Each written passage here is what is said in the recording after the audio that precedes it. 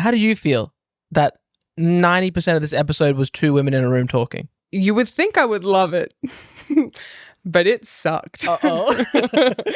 I felt like this episode would have been eaten up by CW. It is the most YA dystopian bullshit. Uh-oh, potty mouth. You sound just like Ellie from my favorite TV show, The Last of Us, season 2. We got Dina swearing this episode. I was like, Dina's swearing a bit. Dina carried her back. Her Yes. back muscles would be ripped. I mean, that's just Carried the been whole her the thing. whole time. Because I'm like, wow, Dina's so smart. Wow, Dina's so accomplished. She's really carrying this entire mission. If it wasn't for Dina, Ellie would be dead. Ellie must just be useless in the games, right? She's not meant to be. Uh-oh. Because what would she have really done, this Ellie? Without Dina being there, I don't think this Ellie would be alive at this point, to be honest. She's pretty dumb. This episode, I liked the least. Oh, give me Joel's death scene over this any day, I think. I mean, episode 1 and 2 are really good. And I don't want to say it's just because Pedro Pascal and Joel. I think the show made a big mistake in not giving us a season or two, filling in the time jumps between game 1 and 2. And this episode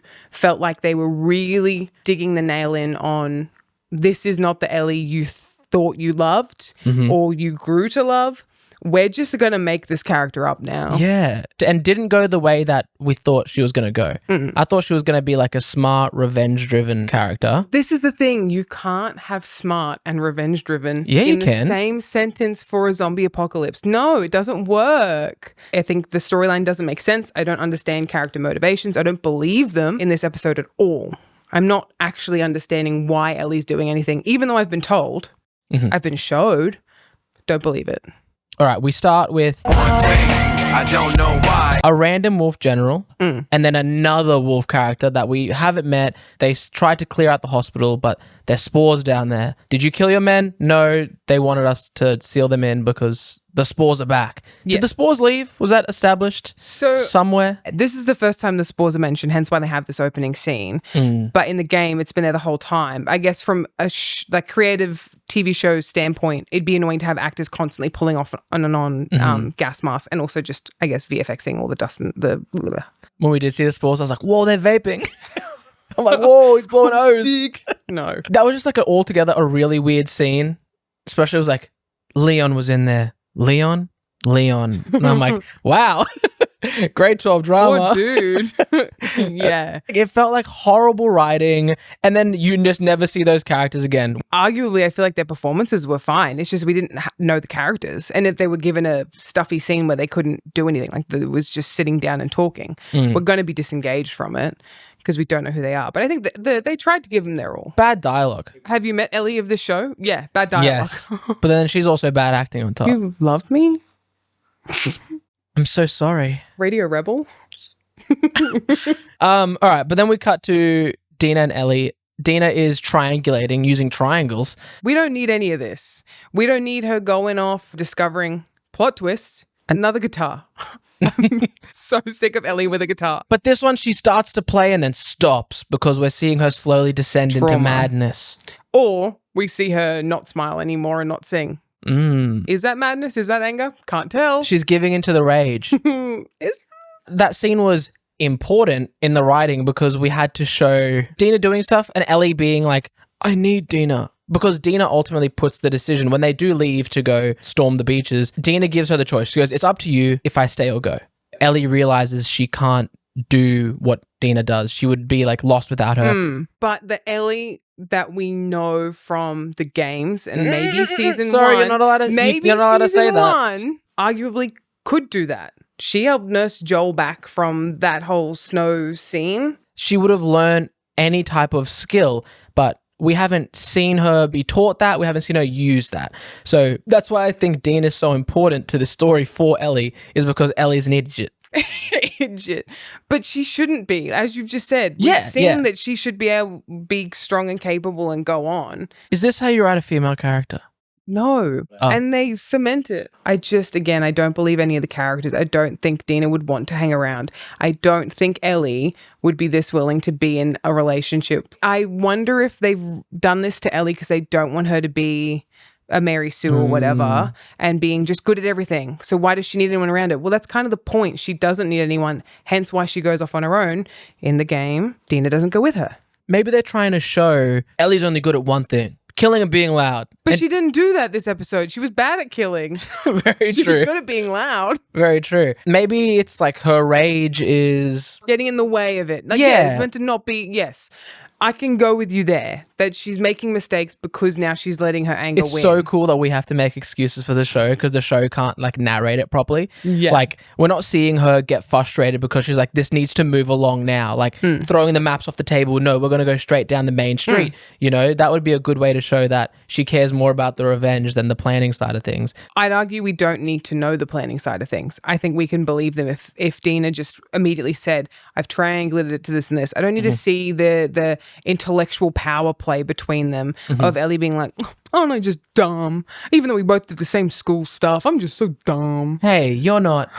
And they both kind of... Oh yeah, that was something. That's like, I imagine you see that a lot at school, you know, just like a tween Thankfully, romance. no. Like a tween romance being like, I'll see you after class. That one's bad. But Hanging it at gives the me bus stop. that kind of vibe. It And I is. understand. They're children in an apocalypse. But they're meant to be a little bit older now. Yeah. They've written the female characters poorly, especially this episode is clear, and they have the male characters come in and save the day. Not just one female's mucking up, multiple that we have to get one man to fix. It's like, this isn't the Ellie we know. She should be able to do a little bit on her own, and she's just useless. They're damsel in distressing her. Yeah.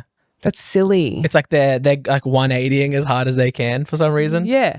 Well, and like I loved Jesse in the games. Sorry to keep saying in the games. And him in the show was good too. The plan of attack, they go down the main street, and Dina says, you never asked me about the first channel I subscribed to on YouTube. Bergenbeard. That was good. That was an alley oop. Yeah, so Dina shares a bit of backstory that I don't really think is important either. No. I'm like, that could have been a little bit better. We like Dina. I thought it was going to be darker. I thought it was going to be like, they were both like dying, choking on their own blood. I had to kill him, and then I had to also kill my mum and my sister. Yeah. You know, make her be way more twisted because she's like, I fucked up. I was a kid. I was slow because I was a fucking kid. Dumb brain. All I know about America is guns and accidental shooting. So I was like, oh, she killed her mum and her sister by accident. Like Yes. she dropped the gun. Like, This is your thought brain it on was drugs. Yeah. Whoa. And then we get horrible robotic acting from The mannequin. an attempt at empathy from Ellie. She's like,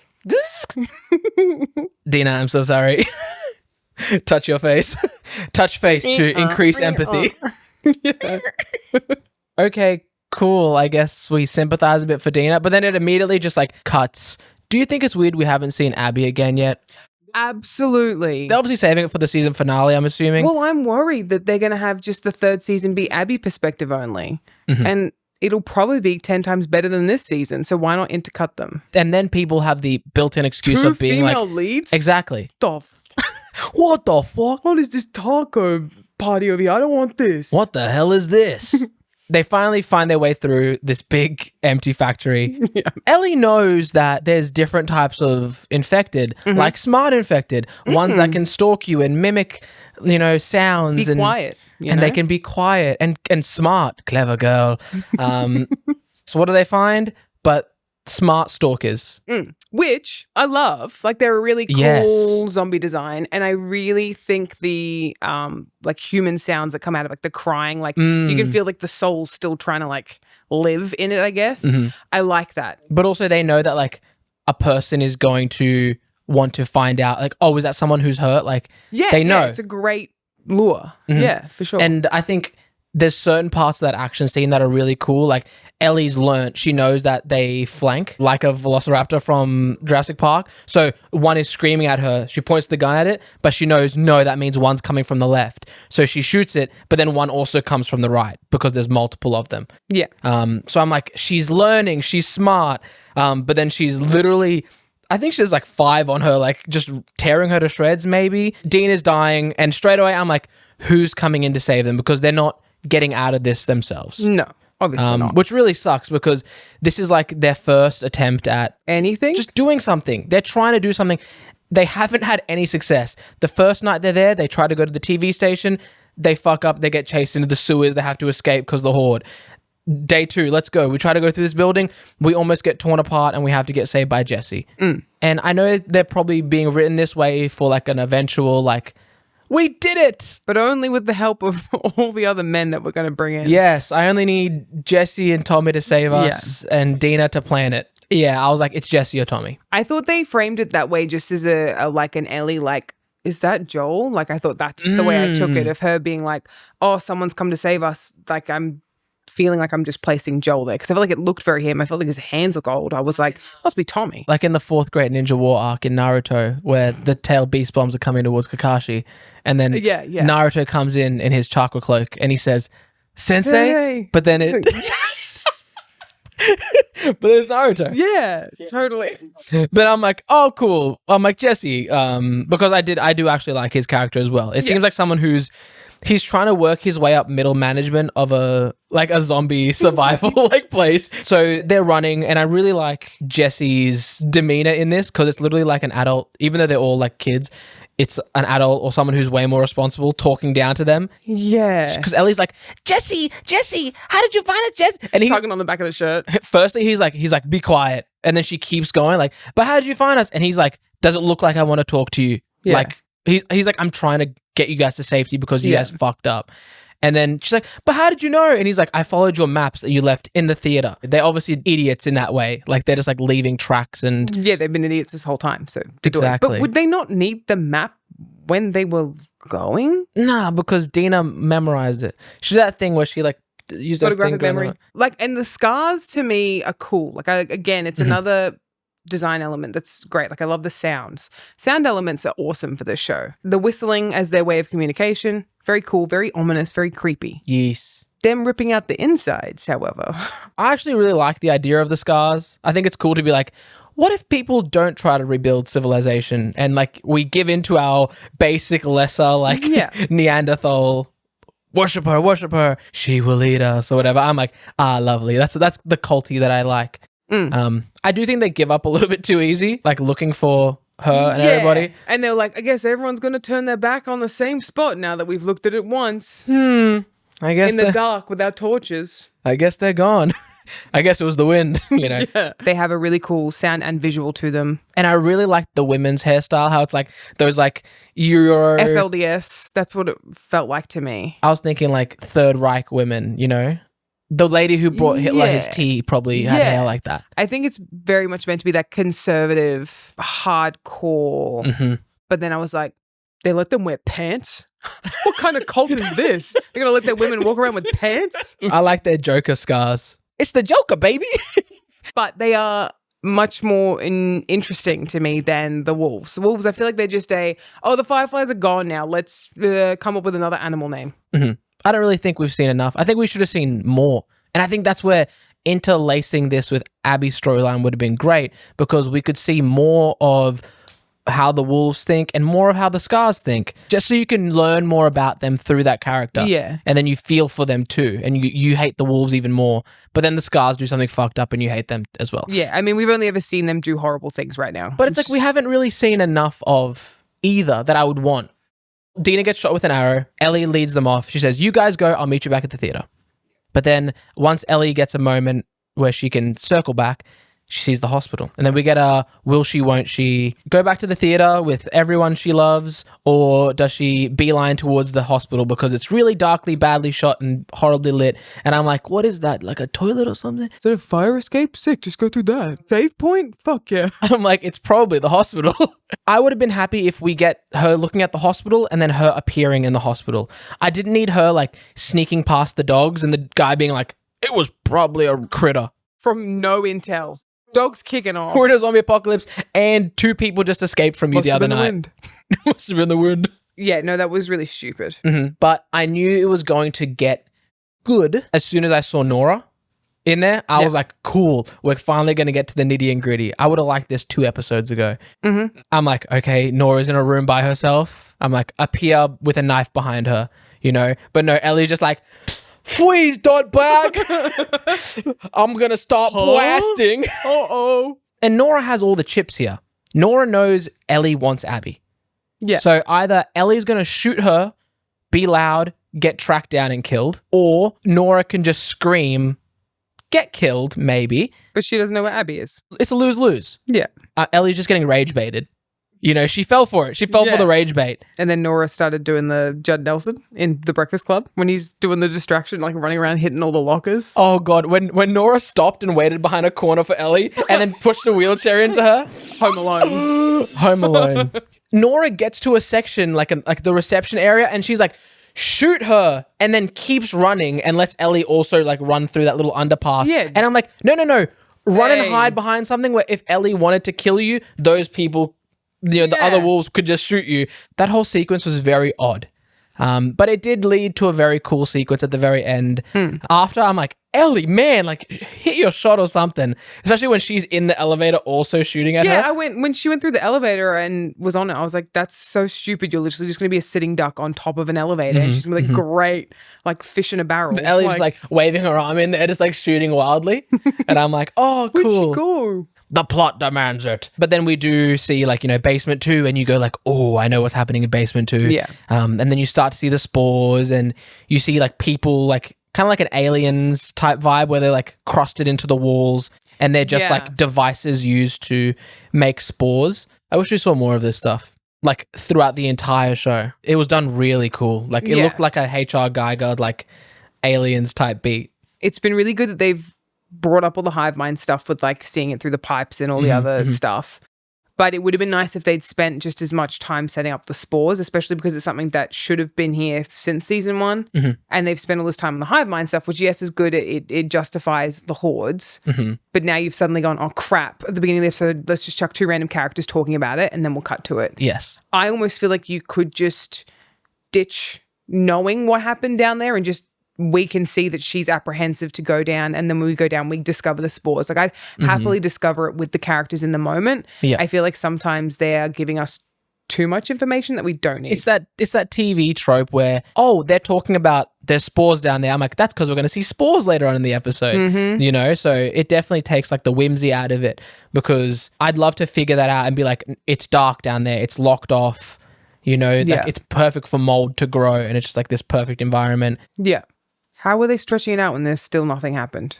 Very true. Nothing really happened. Nothing really happened. Well, that's why I said 90% of this episode was 2 women talking. And look, we've had seasons of that for Gilmore Girls. Way more interesting than this. Season 3 of Gilmore Girls is my GOAT TV, by the way. Nothing beats it. 2 women can talk, just not in this show. They be talking. Firstly, as soon as I saw like a slightly Asian looking guy on the ground, and I'm like Leon. I'm like, Leon, that's him. So it was cool seeing him like what like becomes of you, and how you just like kind of crossed up and just like breathe at people. If it is the end stage of a zombie, though, that would imply that the first scene it happened we saw was ages ago. Ages ago. But then we get this cool kind of Ellie T-1000 type scene where like she can't die and she's just like kind of stalking down Nora. Yeah. I'm like, this is light, great. Yeah. She turns on like the red light. I'm like, red means bad.